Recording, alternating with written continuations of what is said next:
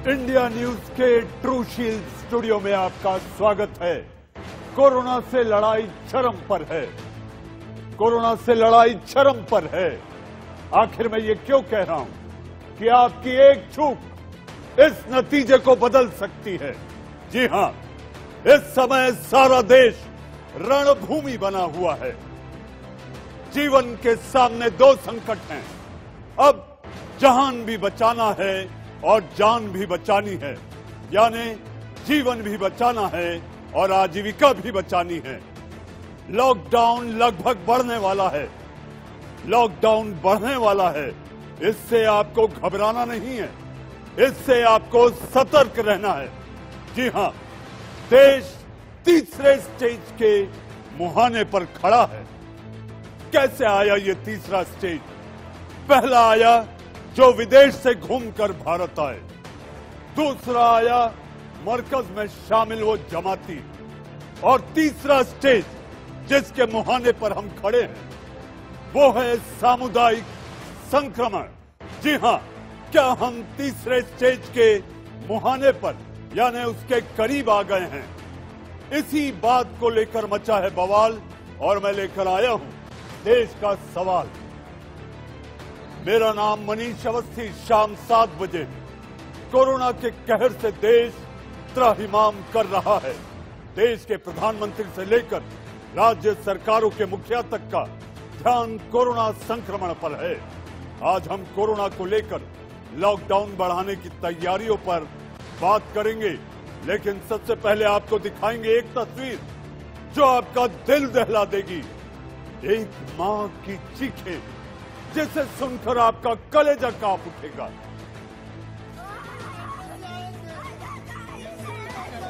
हाय बाबू, हाय गे आगे कहीं से हमर बाप, हाय गे मैया, हाय गे मैया, हाय हाय बाबू, अरे कहाँ भागलो रे? घरे फोन साहब के कहीं के आऊ आइए।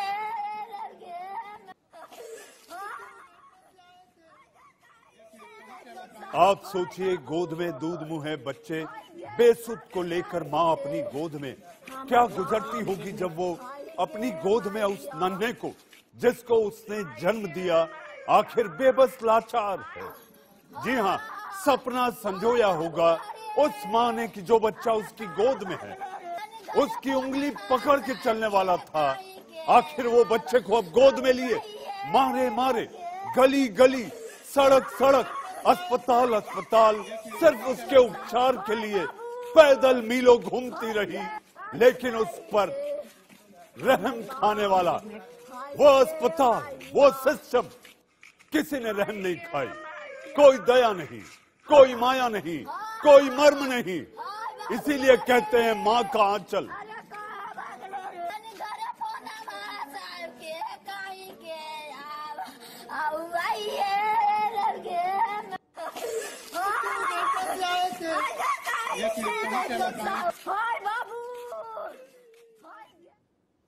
बिहार की इस दर्द और दर्द के साथ साथ मर्म से भरी तस्वीर और चीख सुनकर आप समझ गए होंगे कि हमारे सिस्टम में कितनी खामियां हैं।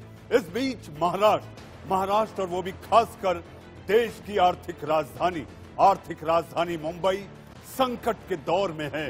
संकट का दौर ऐसा कि लगातार कोरोना संक्रमण यहां पर बढ़ता जा रहा है। कहीं ऐसा तो नहीं कि मुंबई के धारावी में एक के बाद एक जो कोरोना पॉजिटिव के केस आ रहे हैं उससे हम कहीं सामुदायिक संक्रमण के मुहाने पर तो नहीं पहुंच गए।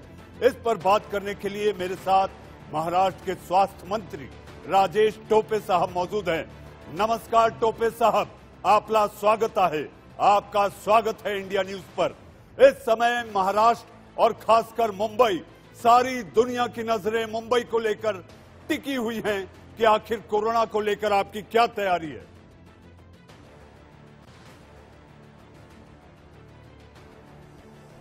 देखो, एक है कि संख्या बढ़ रही है, उसमें नाक का कोई कारण नहीं है, लेकिन मैं ये भी कहना चाहता हूँ कि मुंबई में सबसे ज़्यादा टेस्टिंग भी हो रही है, क्योंकि हम जो भी प्रोटोकॉल होते हैं उसको बहुत स्ट्रिक्टली फॉलो कर रहे हैं। करीबन महाराष्ट्र में 33,000 टेस्ट्स हुए हैं, जिसमें से सिर्फ मुंबई में 19,000 हुए हैं। तो इन 19,000 टेस्ट के तहत, क्योंकि प्राइवेट एंड गवर्नमेंट लैब्स मिलके मुंबई में बहुत बड़ी टेस्टिंग फैसिलिटीज़ उपलब्ध है, तो मैं ये कहना चाहता हूँ कि टेस्टिंग जितनी होगी उतना राइट आंकड़ा वो नज़र आएगा। और हम चिंतित ज़रूर है, लेकिन हम घबराए हुए नहीं हैं, क्योंकि हमें पूरी उम्मीद है इसमें से जो भी एडमिटेड पेशेंट्स हैं वे सभी 70% तो बिल्कुल असिम्टोमेटिक है। और मैं ये भी कहना चाहता हूँ कि 25% लोग नॉमिनल सिम्टम्स है, 5% क्रिटिकल है। तो एक ज़रूर है कि आंकड़ा बढ़ रहा है। धारावी और अन्य कई कंजेस्टेड एरियाज में कुछ नए आंकड़े आ रहे हैं, लेकिन कंटेनमेंट जोन्स जो बनाए गए हैं, 210 से ज़्यादा कंटेनमेंट जोन है, जिसमें पूरी तरह से ट्रैकिंग करने का काम हो रहा है, टेस्टिंग करने का काम हो रहा है, ट्रीटमेंट करने का काम हो रहा है। ये 3T सिस्टम है हमारी, उसके तहत अच्छी तरह से काम चल रहा है। We are very much confident that we are going to win the battle against corona. हम कोरोना के अगेंस्ट हम 100% जीतेंगे। जी, उम्मीद करते हैं कि ऐसा हो भी। टोपे साहब, एक बात, आज प्रधानमंत्री से आपके मुख्यमंत्री उद्धव ठाकरे की वीडियो कॉन्फ्रेंसिंग के जरिए बातचीत हुई है। आखिर उद्धव ठाकरे ने क्या सुझाव दिए हैं? मेरी समझ में, मेरे सूत्रों के अनुसार, मेरी जानकारी ये है कि उद्धव ठाकरे और महाराष्ट्र सरकार के मन में जो चल रहा था, वो शहर जहां पर कोरोना पॉजिटिव कोई मरीज नहीं है, उन्हें शर्तों के आधार पर लॉकडाउन वहां से हटा दिया जाना चाहिए। तो क्या ये लॉकडाउन, जैसे कि खबरें आ रही हैं, बढ़ने वाला है, तो ये केवल मुंबई और पुणे की हद तक होगा या सारे महाराष्ट्र में लागू होगा?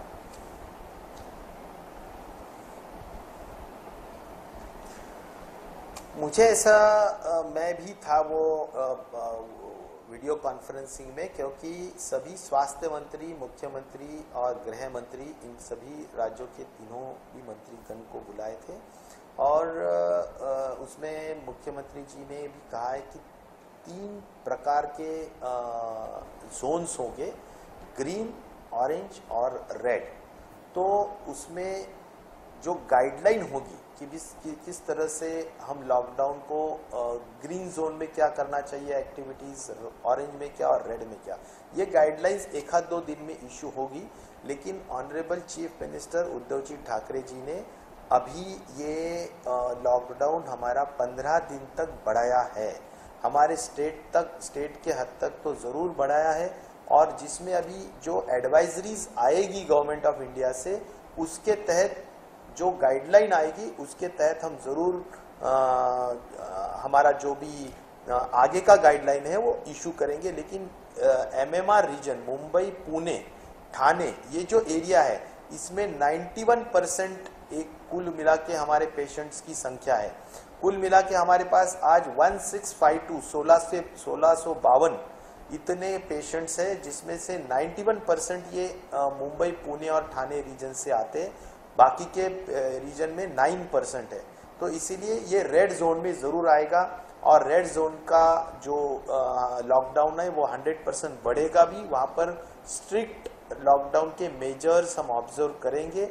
और हम विनती करते हैं आपके माध्यम से भी, इंडिया न्यूज़ के माध्यम से भी, कि लोगों ने घर में रहे, लोगों ने होम क्वारंटाइन रहे, लोगों ने जो भी सेल्फ डिसिप्लिन है वो एक अच्छे से दिखाए। जी, टोपे साहब, आपने एक बड़ी महत्वपूर्ण बात कही। दिल्ली के मुख्यमंत्री अरविंद केजरीवाल ने 5T की बात की थी, आपने 3T की बात की है। मुझे याद आता है गृह मंत्री अनिल देशमुख जी ने कहा था कि लगभग 50 से 60 जमाती गायब हैं। क्या आपको ट्रैकिंग करने में कोई सफलता मिली है?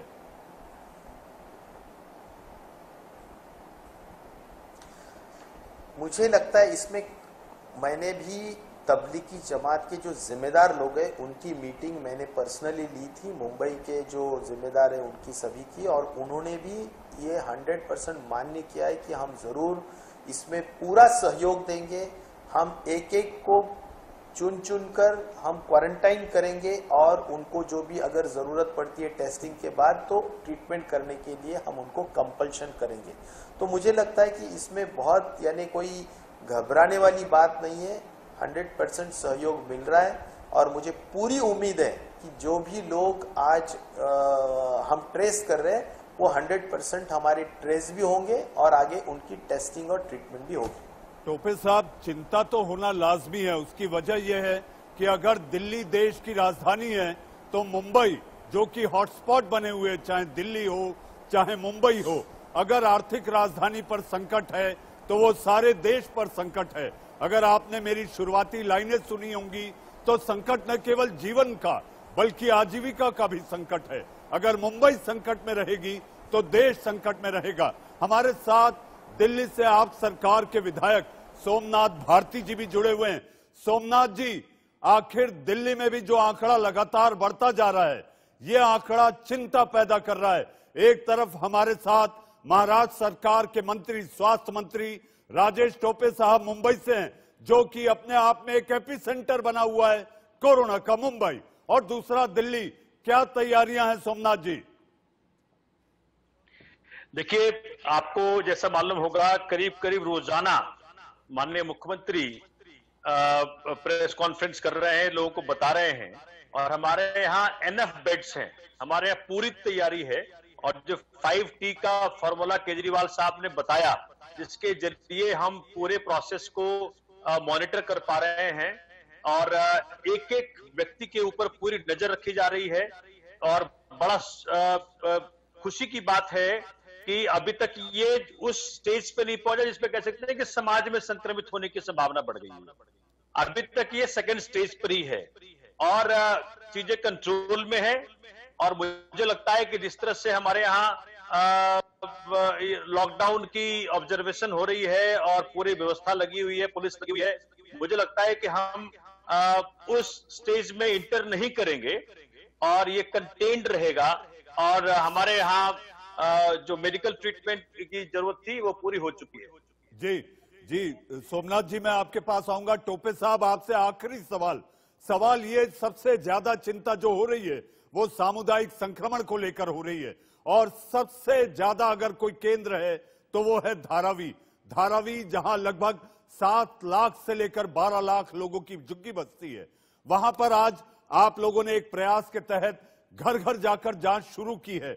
आपका आकलन, आपकी रिपोर्ट्स क्या कहती हैं कि धारावी में ये किस हद तक पहुंच चुका है?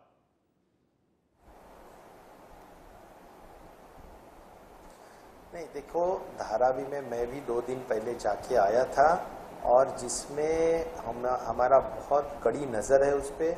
हमने बिल्कुल ऐसा भी कहा है, वहाँ के जो सीपी है उनको भी कहा है कि अगर ज़रूरत पड़ती है तो SRPF भी लागू करे, लेकिन बहुत स्ट्रिक्टली वहाँ जो लॉकडाउन है वो ऑब्जर्व करना चाहिए। और कोई हालत में जो हमारा जैसा कि ट्रेसिंग है, वो ट्रेसिंग का काम अच्छी तरह से होना चाहिए। सैनिटाइजेशन की हद तक वहाँ पर बहुत डेंसली पॉपुलेटेड एरियाज है, जो मास टॉयलेट्स होते हैं उसमें भी सैनिटाइजेशन, जेट पंप के तहत हर आवरली क्लीन होना और सैनिटाइजर्स यूज करना, ये कॉरपोरेशंस के जो जिम्मेदारी के काम है वो भी हमने वहाँ पर बोल रखा है। पुलिस को और ज़्यादा टाइट किया है और मुझे उम्मीद है कि 100% वहाँ पर के जो कॉलेजेस के बिल्डिंग्स। टोपे साहब, मुंबई से लगातार इंडिया न्यूज इस संकट की घड़ी में उस आम जनता का हमसफर बना हुआ है और हमारे पास जो शिकायतें आ रही हैं, जो फूड पैकेट्स होने चाहिए, जो वो बाहर से आकर वहां पर मजदूर बसे हुए हैं, जिनके सिर पर छत नहीं, खाने को अनाज नहीं, तो जो सरकार की तमाम योजनाएं हैं जिसके तहत कम से कम उनका पेट भरे, ऐसा नहीं हो पा रहा, तो ये डिलीवरी सिस्टम कैसे सुधरेगा?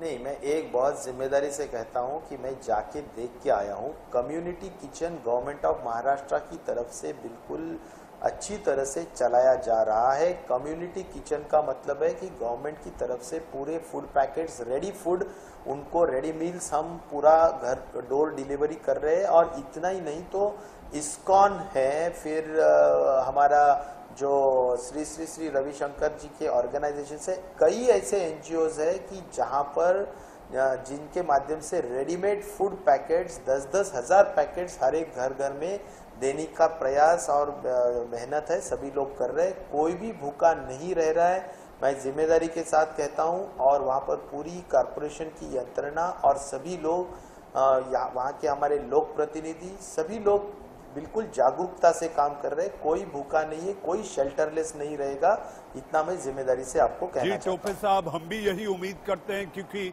मुंबई को लेकर एक कहावत है, मुंबई के जमीन की तासीर है कि कोई भी आदमी रात को भूखा नहीं सोता। इंडिया न्यूज के साथ आप जुड़े, आपका बहुत बहुत धन्यवाद। सोमनाथ जी, मेरा जैसे सवाल आपसे था, इस समय दिल्ली सरकार ने जो योजना बनाई है कोरोना से दो हाथ करने की, 30,000 बेड्स, 30,000 बेड्स का मतलब अपने आप में संकेत है कि सब कुछ ठीक नहीं। देखिए, चूंकि you have to be proactive, you can not be lying idle. क्योंकि जब ये, अगर खुदा न खास्ते, अभी तो हमें बहुत भरोसा है कि ये समाज के स्तर तक नहीं फैला है और ना फैलेगा, लेकिन खुदा न खास्ते अगर फैल गया तो आपकी पूरी तैयारी होनी चाहिए। उस वक्त जो बाकी देशों से पिक्चर आ रही है, जो देखने को मिल रहा है, जो भयावह वहां पे सिनेरियो दिख रहा है, उसको देख करके हमने ये सीख ली है कि तैयारी तो पूरी कर लो। तो जो माननीय केजरीवाल साहब का 5 पॉइंट का है, testing, tracing, treatment, team work and tracking and monitoring, आप सोच सकते हैं कि हर स्टेज का बहुत डिटेल में प्लानिंग है हमारे यहाँ। और अभी हमने आज ही, सोमनाथ जी, आपकी प्लानिंग, आपकी ट्रैकिंग, T5 फॉर्मूला वाकई कारगर साबित हो, ऐसा हम भी चाहते हैं, क्योंकि देश को इस संकट से बचाना है। ये लड़ाई है, ये संग्राम है, ये युद्ध है। लेकिन अलग अलग मस्जिदों में जो जमाती छिपे हुए मिल रहे हैं, चाहे चांदनी महल हो, अलग अलग दूसरे इलाकों की मस्जिदों में जो जमाती अब भी छुपे हुए हैं, मुझे ऐसा लगता है कि अपने आप में संकट का सबसे बड़ा कारण है। और इसके अलावा आपने 1950 लोगों की एक सूची दिल्ली पुलिस को दी थी, क्या उसके बारे में कोई ट्रैकिंग हो पाई? आप समझ सकते हैं कि ये जो बड़ा टास्क हमने लिया, कोई भूखा ना रह जाए। मेरे अपने क्षेत्र में 13,000 लोगों को मैं खाना खिला रहा हूं दो वक्त, और स्वादिष्ट खाना खिला रहा हूं, जो कि घर का खाना लगता है, दोपहर में भी और रात में भी। और आज मैंने खुद अपने क्षेत्र के अंदर एक नई मुहिम छेड़ी है कि जी, जो व्यक्ति आपका बेघर है, जो बेसहारा है, जिसके ऊपर छत नहीं है, तो उसको तो पका हुआ खाना देना ही पड़ेगा। जो मजदूर वर्ग है, जो कमरे में रहता है, एक कमरे में 7-7 लोग रहते हैं, 8-8 लोग रहते हैं, जिनके पास स्टोव नहीं है, खाना पकाने का साधन नहीं है, उनको भी पका हुआ खाना देना पड़ेगा। लेकिन वो सारे परिवार जिनके पास स्टोव है, खाना बनाने का साधन है, लेकिन ये आपका लॉकडाउन के कारण उनका नौकरी छूट गया, उनका दिहाड़ी छूट गया घर में, लेकिन पकाने का साधन है, तो उनको मैं पका हुआ खाने से ये कच्चा राशन पे लेके आ रहा हूं। आज मैंने खुद 300 परिवारों को अपने हाथों से बांट के आया हूं कच्चा राशन, और इसीलिए बांट के आया हूं कि वो परिवार अपने घर में रहे, खाना बनाए, सोमनाथ जी, आपकी इस धार्मिक सेवा के लिए हम आपको बधाई देते हैं। लेकिन एक सवाल और उठता है, आज दिल्ली के मुख्यमंत्री अरविंद केजरीवाल ने, इससे पहले कि देश में ऐलान हो कि लॉकडाउन बढ़ने वाला है, उन्होंने ये कह दिया कि लॉकडाउन बढ़ना निश्चित है। इसको लेकर आपको लगता है कि ये लॉकडाउन सख्ती वाला होगा या शर्तों के साथ वाला होगा? क्योंकि घरों में बैठे लोग इस समय उम्मीद कर रहे हैं कि सरकार इस लॉकडाउन में भी कोई रियायत दे।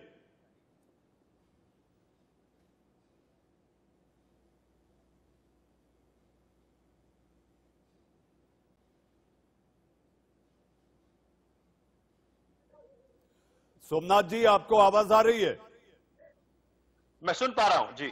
सोमनाथ जी, मेरा सवाल आपसे था कि आखिर अरविंद केजरीवाल ने आज ये संकेत दे दिया कि लॉकडाउन बढ़ना तय है, हालांकि अभी इसकी आधिकारिक घोषणा नहीं हुई है, तो आपको लगता है कि दिल्ली में जो लॉकडाउन बढ़ेगा वो लॉकडाउन सख्ती वाला होगा या शर्तों के साथ उसमें कुछ छूट होगी? क्योंकि लोग घर में बैठकर 21 दिन से ऊब गए हैं, उनको लगता है कि सरकार लॉकडाउन में भी कोई रियायत दे। देखिए, चूंकि बात रियायत की नहीं है, यहाँ पे जो व्यक्ति विशेष है, हर व्यक्ति समस्या भी है और समाधान भी है। कोरोना ने एक बड़ा इंटरेस्टिंग एक्सपेरिमेंट करा दिया सबके साथ कि भाई एक व्यक्ति जो है वो समाधान भी वही है और समस्या भी वही है। अगर वो घर में रह जाता है समाधान है, घर से बाहर निकल जाता है तो समस्या है।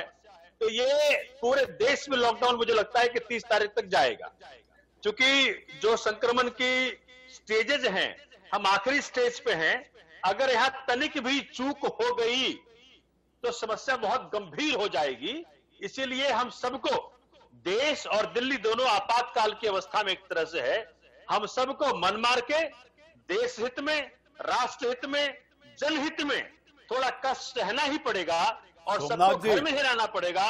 और जो हमारे मजदूर वर्ग हैं, जो हमारा दिहाड़ी पे काम करने वाला वर्ग है, उन सब साथियों के लिए हम सबको जितना हो सके अपने घर से खाना दें, अपने घर से सहानुभूति दें। और वो सारा सोमनाथ जी, मेरा आखिरी सवाल आपसे, आखिरी सवाल, और मैं चाहूंगा कि आप इसका संक्षिप्त जवाब दें।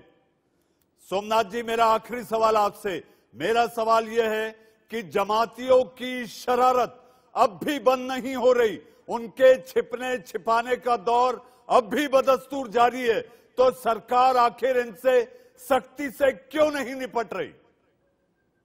देखिए, मुझे लगता है कि इस तरह की उत्तेजित होकर के भाषा को यूज करने से चीजें खराब ही होंगी, अच्छी नहीं होंगी। मुझे लगता है कि इस वक्त जो रिलीजियस फंडामेंटलिज्म है, मुश्किल ये हो रहा है कि रिलीजन के अंदर जो बहुत रिलीजियस लोग हैं, जो फंडामेंटलिस्ट हैं, उनके और साइंस में फाइट रहता ही है। लेकिन देश हित में, राष्ट्र हित में, जनहित में सबको फैसला लेना पड़ेगा और उन्होंने ले भी लिया है कि भाई कुछ भी हो जाए, सबके फायदे के लिए, राष्ट्र के फायदे के लिए हमें सरकार की बात माननी ही पड़ेगी। और सरकार होती है, उनके पास पूरा तंत्र है। और अगर वो जिस तरह से राजी हो रहे हैं, राजी हो ही जाएंगे, राजी हो ही गए एक तरह से। मुझे लगता है सबको समझ में आ ही गया है देश के अंदर। लेकिन उनकी जो धार्मिक कट्टरवादिता है वो उनके अपनी जगह है, उसका हम कोई इलाज नहीं कर सकते। सोमनाथ जी, आपने दिल्ली सरकार की योजनाओं की जानकारी इंडिया न्यूज पर और इंडिया न्यूज देख रहे लाखों करोड़ों दर्शक से साझा की। आपका हमारे साथ जुड़ने के लिए बहुत बहुत धन्यवाद। जी हां, वक्त है एक ब्रेक का, लेकिन ब्रेक के बाद देश के बड़े डॉक्टरों का पैनल वो बताएगा कि आखिर इस संकट के घड़ी में आपको कैसे सतर्क रहना है, कैसे बचना है। आप कहीं मत जाइएगा, आपकी सेहत यानी देश की सेहत है। वक्त है एक छोटे से ब्रेक का। जाने के पहले मैंने आपसे वादा किया था कि देश के नामचीन डॉक्टरों से आखिर कोरोना के इस कहर से कैसे निपटा जाए, क्या बचाव होना चाहिए, और आज जो देश में तैयारियां हैं इस पर चर्चा करने के लिए वो मेरे साथ जुड़ चुके हैं। और उनके साथ साथ मध्य प्रदेश के जनसंपर्क सचिव पी नरहरि भी हमारे साथ होंगे, क्योंकि मैं चर्चा कर रहा था देश की आर्थिक राजधानी मुंबई की, और मिनी मुंबई जिसे कहा जाता है, मिनी मुंबई यानी इंदौर, मध्य प्रदेश के इंदौर के जो हालात हैं इस पर उनसे भी चर्चा होगी। तो आइए मैं तारुफ कराऊं आपका, मेरे साथ जुड़े हैं डॉक्टर युगल मिश्रा, आप chief of cardiac services Manipal अस्पताल हमारे साथ जुड़ चुके हैं। मेरे साथ डॉक्टर रवि मलिक आप जानते हैं, जाना पहचाना चेहरा है। मेरे साथ डॉक्टर स्वाति माहेश्वरी, जी हां, आप इंटरनल मेडिसिन एक्सपर्ट हैं। और मेरे साथ पी नरहरि साहब, आप खास तौर पर इंडिया न्यूज से जुड़े, आपका भी धन्यवाद। नरहरि साहब, इंदौर की स्थिति के क्या हालात हैं? लगातार रोज एक के बाद एक जो खबरें आती हैं उससे डर लगने लगता है कि आखिर मध्य प्रदेश में कोरोना कैसे घुसा। मेरे हिसाब से हम सबको किसी को भी डरने की जरूरत बिल्कुल नहीं है। मध्य प्रदेश शासन ने पूरी तरह से हर तरह के इंतजाम किए हैं। अगर हम 15-20 दिन पहले की स्थिति के हिसाब से देखें तो आज के तारीख में हम लोग हमारी पूरी तैयारियों में और जिस तरह से जिस तरह से बढ़ चढ़कर टेस्टिंग फैसिलिटीज बढ़ाए गए हैं, उस चीज को ज्यादा हमें जोर देने की आवश्यकता है। इसमें मुख्य रूप से ये देखना जरूरी है कि इंदौर में, खासतौर पर मध्य प्रदेश में हम देखें तो इंदौर में जो महामारी फैली थी और ये जो डेथ्स की जो बात कह रहे हैं, ये केवल और केवल उसी वजह से हुए हैं जो लोगों ने अपने जितने भी सिम्टम्स थे, सिम्टम्स होने के बाद भी अपने आप को छिपाया, डॉक्टर के पास नहीं गए और अपना इलाज करने की चिंता बिल्कुल नहीं की, केवल उसी की वजह से। लेकिन अब वो स्थितियां चेंज हो गए हैं। आज की तारीख में मध्य प्रदेश में 1050 टेस्ट पर डे की स्थिति में हम लोग पहुंच गए हैं और हमारा उद्देश्य यही है कि अगर एक भी व्यक्ति कोरोना से प्रभावित है, उसको बाहर निकालें और उसका समुचित इलाज करें, जिससे कि वो दूसरों को किसी भी स्वरूप में ना फैलाएं। नरहरि जी, ये माना जा सकता है, जैसा कि आपने कहा, एक भी संक्रमित अगर छुपा है तो उसे निकाले। राज्य में आपके कई जमातियों ने भी कहर बरपाया है।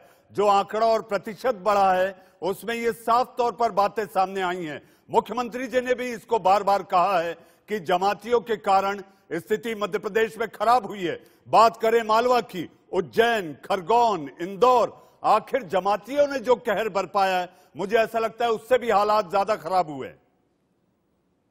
देखिए, अब वो बात जिसका मैं कह रहा हूं कि अब हमारे पास केंद्र सरकार ने जो भी जानकारी साझा किया था कि कितने जमातियों ने मध्य प्रदेश से हैं, उन सबको आइडेंटिफाई कर लिया है, उनको आइसोलेट कर लिया गया और जो भी प्रभावित हैं उनको समुचित रूप से इलाज कराया जा रहा है और ये सुनिश्चित किया जा रहा है कि किसी भी स्वरूप में उनसे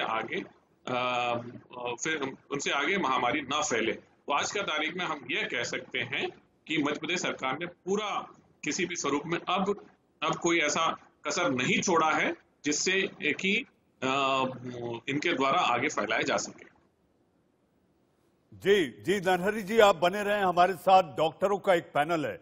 जी हाँ, मेरे साथ डॉक्टर रवि मलिक, डॉक्टर स्वाति माहेश्वरी और डॉक्टर युगल मिश्रा भी जुड़ेंगे। जी हाँ, डॉक्टर रवि मलिक, इस समय हालात ग्रेव हैं। ग्रेव मैं इसलिए कह रहा हूं कि आंकड़े लगातार बढ़ते जा रहे हैं। आप अगर हालात देखें दुनिया भर के, सारे विश्व के, America, Germany, France, Spain, Italy, यहां पर कब्रिस्तान नहीं बचे। लोगों की हालत ऐसी है कि मॉर्चुरी में पहचान करना मुश्किल हो रहा है। स्थिति ग्रेव है। अगर हम में से एक भी भारतीय चूक कर बैठा तो स्थिति और हालात नाजुक यहां भी हो सकते हैं।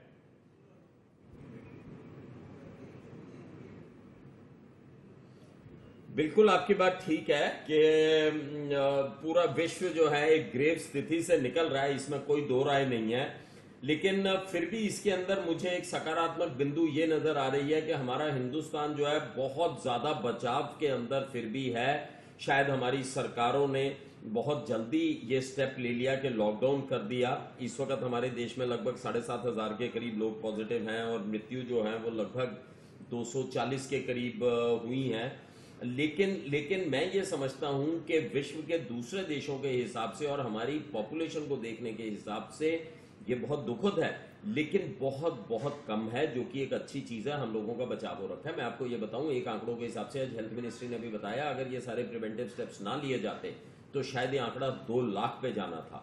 और आप ये इमेजिन करिए कि अगर ये आंकड़ा 2 लाख पे चला जाता तो कितना बड़ा नुकसान होना था हमारे देश को और आने वाले टाइम में कितने ज्यादा केस हो जाने थे।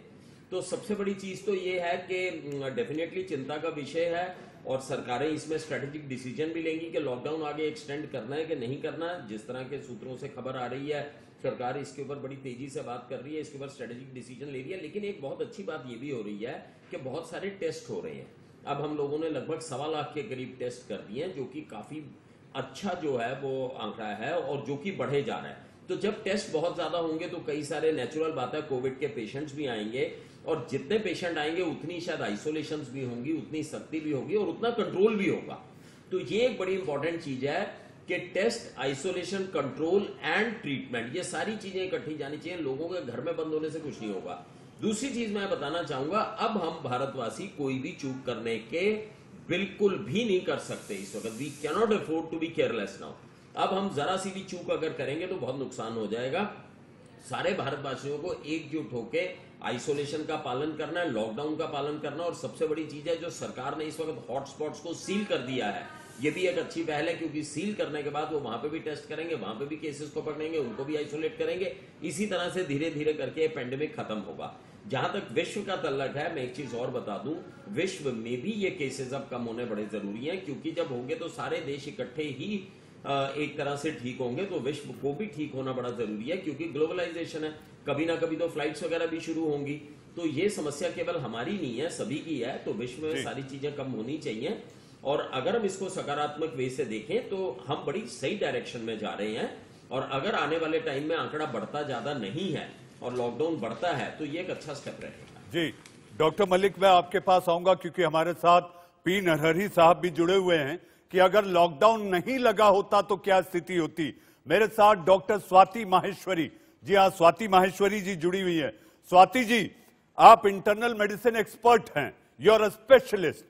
ये जानना चाहेंगे कि बार बार आपको सैनिटाइजर से हाथ तो धोते रहना चाहिए, इससे बचाव के लिए ये सबसे जरूरी है।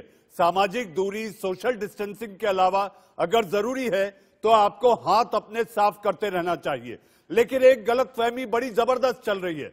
मैं चाहूंगा कि आप इस समय परिवार के लोग आपको देखेंगे, सुनेंगे, लाखों करोड़ों लोग इंडिया न्यूज देख रहे हैं, कि अगर आप जब सब्जी और फ्रूट्स यानी कि फल खरीदते हैं तो आमतौर पर यह धारणा बन गई है कि उन्हें साबुन से धो लेना चाहिए।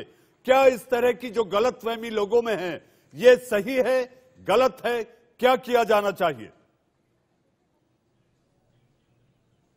देखिए मनीष जी, बिल्कुल भी ऐसा करने की जरूरत नहीं है, लोगों को परेशान होने की जरूरत नहीं है। आप जिस भी थैले में सब्जी और फल वगैरह लाते हैं, पहले तो उस थैले को दरवाजे के बाहर या किसी कोने पर रख लीजिए, और जो सामान आप लाए हैं उसको किसी और बैग में कन्वर्ट कर लीजिए।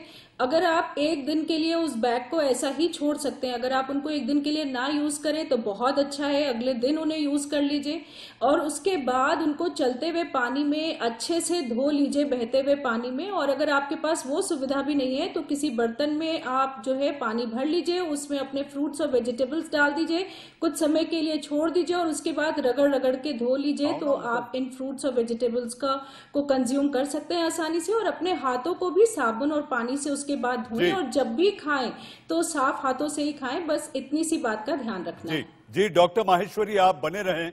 आप इस वक्त टेलीविजन स्क्रीन जो आप देख रहे हैं, देश के 3 नामचीन डॉक्टर, जी हाँ, मेरे साथ मशहूर कार्डियक सर्जन डॉक्टर युगल मिश्रा भी जुड़े हुए हैं। डॉक्टर मिश्रा, इस समय जो देश में हालात हैं, ऐसा दिख रहा है कि हम कहीं तीसरी स्टेज की ओर पहुंच रहे हैं, उसके मुहाने पर खड़े हैं। लेकिन चूंकि आप कार्डियक सर्जन हैं, मैं आपसे जानना चाहूंगा, बीच में एक स्टडी आई थी कि कोरोना वायरस दिल पर भी चोट पहुंचा सकता है, तो आखिर इससे बचने के क्या उपाय हैं, कैसे बचा जाए?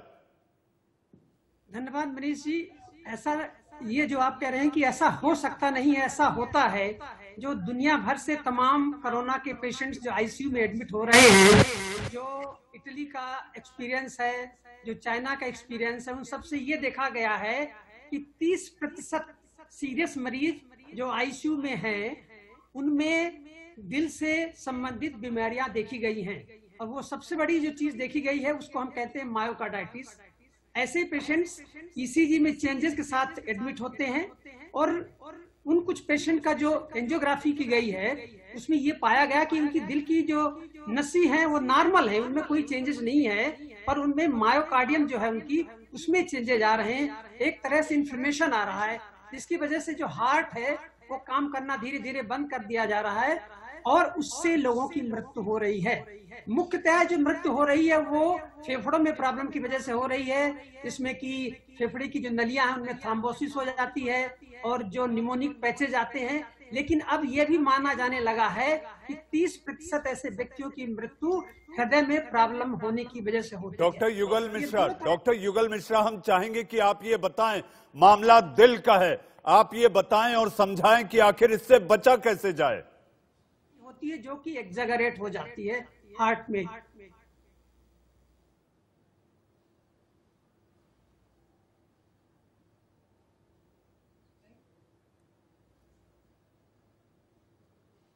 डॉक्टर मिश्रा, आपको मेरी आवाज आ रही है? जी जी, अब सुनाई दे रहा है जी। मैं आपसे यह जानना चाहता हूं कि इस समय लाखों करोड़ों दर्शक आपको देख रहे हैं, आपको सुन रहे हैं, मामला दिल का है, तो आप बताइए कि इससे बचा कैसे जाए डॉक्टर मिश्रा? सबसे जरूरी यह है कि जो दिल के मरीज हैं, जिनको ब्लड प्रेशर है या डायबिटीज है या जिनकी उम्र 60 से ऊपर है, उनको बहुत ज्यादा सावधानी बरतने की जरूरत है। क्योंकि ये देखा गया है कि ऐसे व्यक्ति जिनको इस तरह की बीमारियां हैं, उनमें ये प्रकोपन जो होता है वायरस का, इससे उनको बहुत ज्यादा क्षति होने की संभावना होती है और उनको बहुत ज्यादा नुकसान होता है। ऐसे व्यक्ति वो 5 से 10% की कैटेगरी में आते हैं जिनको कि आईसीयू की जरूरत पड़ती है। अब होता क्या है कि इनको नियमित रूप से ऐसे व्यक्ति जो हार्ट के पेशेंट हैं, ब्लड प्रेशर के हैं, उनको अपनी दवाइयां कंटिन्यूअस लेनी चाहिए और उसमें किसी भी तरह की रुकावट नहीं करनी चाहिए। बीच में एक ऐसा एक हवा चली थी कि जो एसी इनहिबिटर होते हैं, जो ब्लड प्रेशर के लिए कंट्रोल किए जाते हैं, ऐसे व्यक्ति यदि एसी इनहिबिटर लेते हैं तो कोरोना का प्रकोप ज्यादा हो सकता है। वो चीज गलत साबित हुई है। उनको एसी इनहिबिटर को रोकने की बिल्कुल जरूरत नहीं है, उन्हें कंटिन्यूअस लेना चाहिए, अपने ब्लड प्रेशर को कंट्रोल करना चाहिए। अब ये कि यदि मायोकार्डाइटिस हो जाती है तो उसको क्या कर सकते हैं, वो एक बहुत बड़ा मामला है और उसका कोई सच कोई इलाज नहीं है, एक्सेप्ट कि जो उनको आइनोट्रॉपिक सपोर्ट में रख करके उनका ब्लड प्रेशर मेंटेन किया जाए, उनको वेंटिलेटरी सपोर्ट दिया जाए और इस तरह से उनको कोशिश की जाए कि बचाया जाए। कुछ आजकल स्टेरॉइड का भी रोल आ रहा है, स्टेरॉइड का इंजेक्शन दिया जाए। इसके साथ में जो कि क्लोरोक्विन, हाइड्रोक्सी क्लोरोक्विन जो कि ऑलरेडी प्रूवन हो रही है, इसके साथ में एजिथ्रोमाइसिन जो कि इन्फेक्शन बचाने के लिए होती है, और स्टेरॉइड। जी डॉक्टर मिश्रा, मैं आपके पास आऊंगा। मेरे साथ इस वक्त बिहार से एक खास मेहमान, जी हाँ, नीरज कुमार जी, आप जनसंपर्क मंत्री हैं बिहार के, इस वक्त इंडिया न्यूज के साथ जुड़ चुके हैं। नीरज जी, आपका स्वागत है। लेकिन स्वागत करते हुए मुझे थोड़ा दर्द भी है, थोड़ा दुख भी है उस बिहार को लेकर जहां पर सिस्टम की कलई खुल गई, जब एक मां अपनी गोद में अपना नौनिहाल लेकर सड़क पर मारी मारी फिरती है और उसे इलाज नहीं मिलता। नीरज जी, आपके टीवी स्क्रीन पर अगर टीवी आपके सामने है तो वो बिलखती, कलपती, रोती मां की आप चीख सुने, अंदाजा लगाइए जिस आंचल में वो अपने बेटे को लेकर घूम रही है। बिल्कुल, आपने जिस घटना की जानकारी दी, हम लोग संज्ञान में आया और अविलंब संसाधन है। और अभी कोरोना संक्रमण में स्वास्थ्य कर्मियों के और चिकित्सकों का माननीय मुख्यमंत्री ने अभिनंदन किया। हमने हेल्थ मैनेजर की नियुक्ति की है, एम्बुलेंस के कर्मी उपलब्ध है, डॉक्टर जो नर्स और जो हेल्थ मैनेजर थे उनकी कार्रवाई की दुखद है हमारे लिए। लेकिन यह निश्चित रूप से हमारे लिए भाई सरकार संसाधन देती है, इसके लिए पर्याप्त मशीनरी हमने बना दी, लेकिन अब उसमें कोई लैप्सेज हुआ है तो हमने तुरंत कार्रवाई सुनिश्चित। किसी बच्चे को अगर किसी ने छीन किया और अपनी जिम्मेवारी नहीं किया, प्रशासकीय जिम्मेवारी का निर्वाह नहीं किया, तो कठोरतम कार्रवाई हमने तुरंत रिकॉर्ड की संज्ञान। नीरज जी, आप कार्रवाई करेंगे, लेकिन एक मां ने अपना बेटा खो दिया, एक घर का दीपक चला गया। मेरा आपसे सवाल है, मेरे सहयोगी शिवपूजन झा 2 दिन पहले आपसे बात कर रहे थे। बात करते हुए उन्होंने बताया कि आप 24 घंटे इस समय जिस तरीके से आप एक एक फोन कॉल आप रिसीव करते हैं और अगर मिस कॉल होता है तो मिस कॉल को आप वापस कॉल करते हैं। ऐसी स्थिति में कल जानकारी आई कि बेतिया के पास से लगभग पड़ोसी देश नेपाल से 50 से 60 संक्रमित जमाती भारत में घुसपैठ कर चुके हैं। इसको लेकर आपके पास क्या अपडेट है? हमारे पुलिस महानिदेशक ने तमाम लोगों को बुला करके ताकती बातों पर किया है।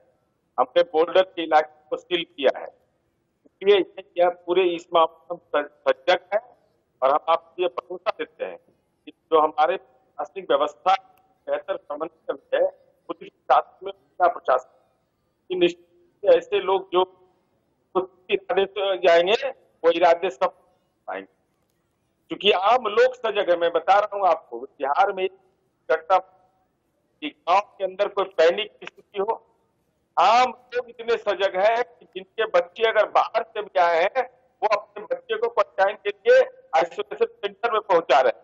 तो बिहार का आम जनमानस इस मामले में सजग और सचेत। नीरज जी एक जानकारी आपसे चाहिए थी कि हाल ही के दिनों में जमातियों का जो उत्पात रहा है बिहार में, जो आंकड़ा बढ़ा है, जो प्रतिशत बढ़ा है, ऐसा कहा जा रहा है कि जमातियों के आने से जो प्रतिशत वहां पर बढ़ा है उसमें सबसे बड़ा हाथ जमातियों का। एक छोटा सा जवाब नीरज जी। अब देखिए सीवान में 29 मामले रुपए का एक परिवार के लोग संक्रमित, ज्यादा संख्या उनकी 4 उस पे।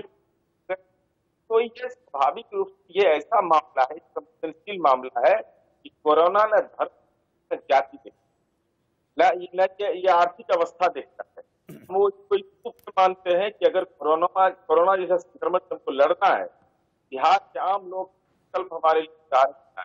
और माननीय मुख्यमंत्री जी स्वयं लगातार पूरे पर निगरानी रखते हुए हम आपको इसका भरोसा दे रहे हैं कि अब तक जो हमने आधारभूत संरचना के क्षेत्र में काम किया है, क्या जो वैकल्पिक व्यवस्था की है इस बिहार जैसे राज्य में भी वो निश्चित रूप से आप विश्लेषण करिएगा कि बिहार ने कैसा काम किया और मुख्यमंत्री ने संक्रमण काल में अपनी क्या भूमिका अदा की। नीरज जी आप इंडिया न्यूज के साथ जुड़े, आपका बहुत बहुत धन्यवाद। और हम ये उम्मीद करते हैं कि आपका सिस्टम, आपकी सरकार, जो तस्वीर दिल दहलाने वाली दुनिया ने देखी, ऐसा दोबारा ना हो। इसी के साथ आप हमारे साथ जुड़े, फिर एक बार आपका बहुत बहुत धन्यवाद। मेरे साथ डॉक्टर रवि मलिक जुड़े हुए हैं। डॉक्टर मलिक, ये जानना चाहेंगे कि उपाय के रूप में अगर इम्यूनिटी बढ़ानी है तो क्या ऐसा माना जाता है कि कलौंजी और शहद, ये दोनों चीजों का सेवन आपकी इम्यूनिटी बढ़ा सकता है? डॉक्टर मलिक। देखिए मैं ये बताना चाहूंगा, इम्यूनिटी बढ़ाने के लिए बहुत सारी चीजें इंटरनेट और सोशल मीडिया के ऊपर चल रही हैं, जिसमें अदरक भी है, शहद भी है, लहसुन भी है, ये सब चीजें। लेकिन मैं आपको ये चीज बता दूं, कोरोना के बचाव के लिए कोई ऐसी संभव चीज नहीं है जिससे कि हम लोग इम्यूनिटी को बढ़ा दें अब WHO के हिसाब से, या कोई ऐसी वो नहीं है जो कि कोरोना को मार दे या फैलने से रोके। लेकिन हाँ, अपनी सेहत को दुरुस्त करने के लिए मैं आपको ये बताना चाहूंगा 5 चीजें करनी हमें बड़ी जरूरी है। नंबर 1, कोई ऐसा घरेलू नुस्खा, डॉक्टर रवि मलिक, कोई ऐसा घरेलू नुस्खा जो कि एक आम आदमी उसके सेवन से अपनी इम्यूनिटी बढ़ा सके? छोटा जवाब। मैं आपको 5 नुस्खे बताऊंगा बस 1 मिनट में। कोई ऐसी दवाई या कोई ऐसी खाने की चीज नहीं जिससे कोरोना से मुक्त हो जाए। स्मोकिंग छोड़िए, धूम्रपान को छोड़ दीजिए, अल्कोहल को कम कर दीजिए या छोड़ दीजिए। उसके बाद नियमित रूप से इंडोर एक्सरसाइज करिए, क्योंकि हम लॉकडाउन में हैं। खाने में आप हरी सब्जियां, फल ज्यादा लीजिए, प्रोटीन ज्यादा लीजिए और तनाव मुक्त रहिए। ये 5 चीजें WHO कहता है, इनसे कुछ फायदा होगा हमारे को। और सबसे बड़ी चीज है, जितने भाइयों को डायबिटीज है, हार्ट की बीमारी है, ब्लड प्रेशर है, ये सबको वो कंट्रोल में करके रखें ताकि कोरोना उनके ऊपर अटैक ना कर पाए। इसके अलावा स्वास्थ्य के लिए हम योगा भी कर सकते हैं, लहसुन भी खा सकते हैं, सब कुछ कर सकते हैं, लेकिन वो कोरोना के ऊपर डायरेक्ट नहीं इफेक्ट करेगा, हमारी सेहत जरूर अच्छी करेगा, जिससे हमें लड़ने की शक्ति मिलेगी। जी डॉक्टर रवि मलिक, डॉक्टर युगल मिश्रा और डॉक्टर स्वाति माहेश्वरी, आपने तमाम अहम जानकारियां दी, एहतियात बरतने के रास्ते बताए। इंडिया न्यूज पर आपका जुड़ने के लिए बहुत बहुत धन्यवाद। पूरा देश कोरोना वॉरियर्स का सम्मान कर रहा है। नासिक से भी कुछ ऐसी ही तस्वीर सामने आई है, जहां लोगों ने स्वच्छता कर्मचारियों पर फूल बरसाए और आरती भी उतारी।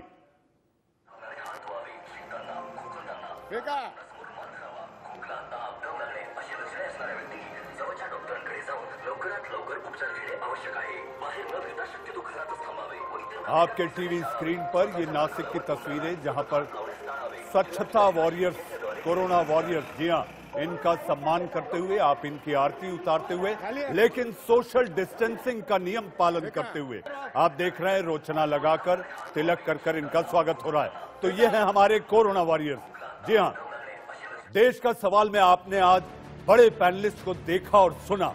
हम भी यही कहना चाहेंगे, इस जंग में सामाजिक दूरी, सोशल डिस्टेंसिंग ही कोरोना वायरस की सबसे बड़ी वैक्सीन है। जी हां, अगर जीवन से हाथ नहीं धोना है तो बार बार आप सैनिटाइजर से जरूर हाथ धोते रहें। क्योंकि जीवन जरूरी है और प्रधानमंत्री ने भी कहा है कि जान भी बचानी है और जहान भी। अब वक्त है एक ब्रेक का, लेकिन ब्रेक के बाद रोहित पुनेठा लेकर आएंगे आंख कान खोल के कोरोना समाचार और कोरोना अपडेट के साथ।